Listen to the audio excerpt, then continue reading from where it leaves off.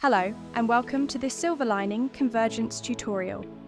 In this video, we'll show you how to answer an incoming call on a Polycom VVX 450, place the caller on hold, and resume the call.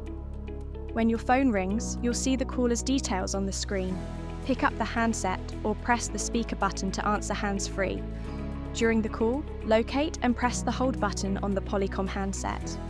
This will place the caller on hold, allowing you to attend to another task or speak privately.